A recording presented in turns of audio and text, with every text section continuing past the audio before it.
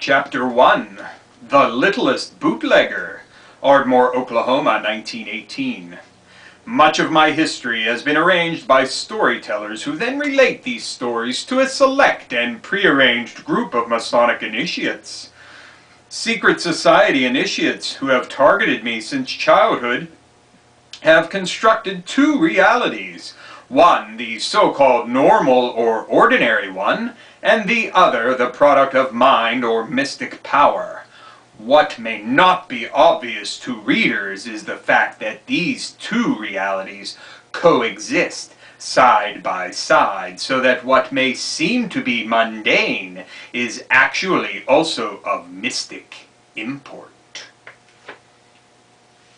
James Shelby Downard's The Carnivals of Life and Death. A must-read for anybody who's into the outre. Hello and welcome to another edition of the Stench of Truth, to part 2 of my investigation into the powers that be behind the scenes. In the first part, I tried to give you a little background into what I believe concerning the occult, and just to give that a sort of summing up. There is something that some certain people who are part of the elites and secret societies is accessing. Whether or not it can be deemed to be entities or just a force or power or whatever. They believe they're in contact with this force or these entities or whatever, and that they gain something by their ritual tapping into that force, power, entity, whatever you want to call it. Personally, I believe that they're tapping into an extra-dimensional realm. One might put it into hard physics terms and say that through ritualized magic they have been able to access zero-point energy, or the quantum energy that's available to anybody who has the proper tools to access it. And of course, we as regular people do not. Our technology does not allow us to do that. So they have access to energy, power, whatever you want to call it. I do not reject the possibility that they're dealing with actual entities. In fact, I believe that there are probably people within these secret societies, within these global elite groups, who actually conduct their rituals with the express purpose of trying to contact what they think are spiritual entities. So there may be people who actually think they are in contact with Lucifer or Satan or some other, quote-unquote demonic being, if you will. And the important thing about this is that it doesn't matter whether you believe it or not, or whether you accept it as a reality. The fact of the matter is that if you investigate these groups and you try to determine what their ultimate motivation is, you have to also investigate the occult angle, because these people believe in it. At least some of them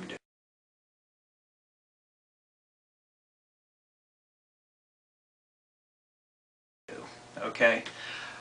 I also think that it may be a fact that the global elite groups may be infiltrated completely by the idea of occultism.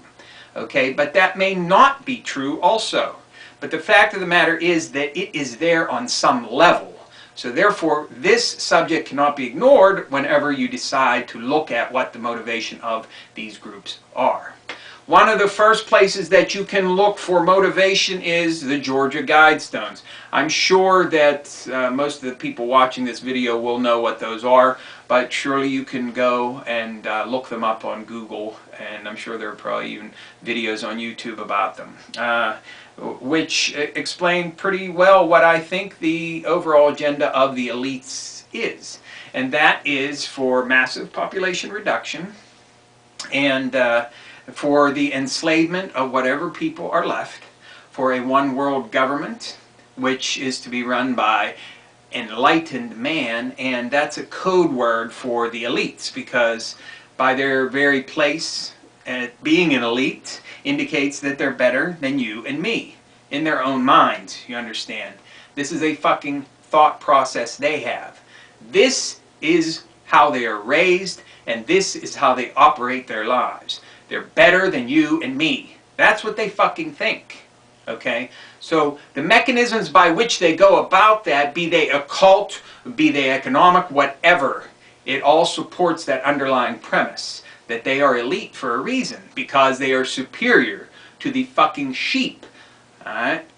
Some people don't like to use that term. I don't like to use that term when it comes to people. But the fact of the matter is, that is an apt analogy.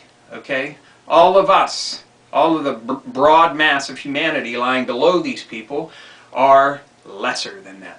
That's what they believe in their minds. So the mechanisms that they use in order to achieve those ends is varied, of course, but I believe what they're trying to achieve is clearly stated in many different places. But the Georgia Guidestones is a good place for you to start.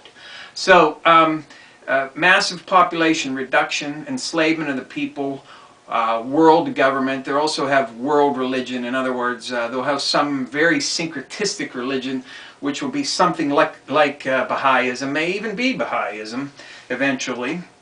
Is something that will include just about everything from every religion, so everybody is included. Whatever you happen to believe, it will be included in there. You know, they'll have some provision about Jesus and Muhammad and all of the other great prophets and whatever have you, okay? So they'll include everybody in there, and it'll be all wonderful. And of course, that is the image that they try to portray. That what they're trying to achieve is something that's a balanced harmony of nature and man. And of course, it's all bullshit.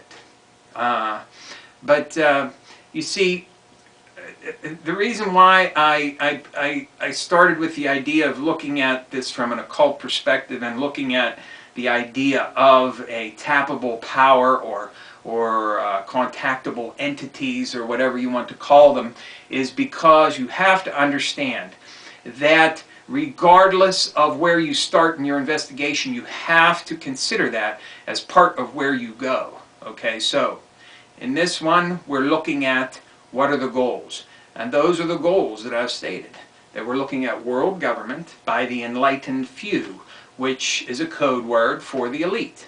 And a world government which is syncretistic, which will include aspects of every major religion in the world, so that everybody can be included in it. And of course, no exclusive religion can be attained. So if you're a hardcore Christian, you're not going to like that very much, and you may be persecuted as a result of that.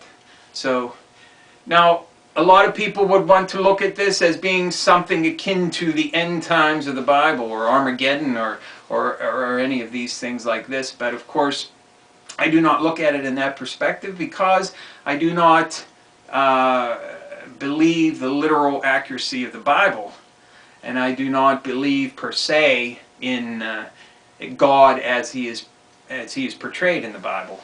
And a lot of the other stories that are in the Bible do not conform to my philosophy.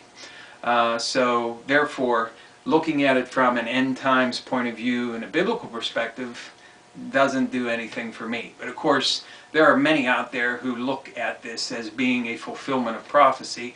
I don't, but if you do, that's fine with me. But the fact of the matter is that that's where this is headed.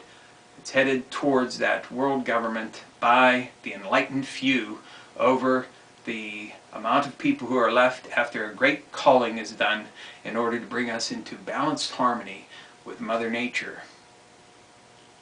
And forget the fact that humans are the most advanced form of life on Earth, and that for our consciousness, for our mentality and whatever, we have the right to live and pursue all the things that we want to do. It's totally meaningless to them.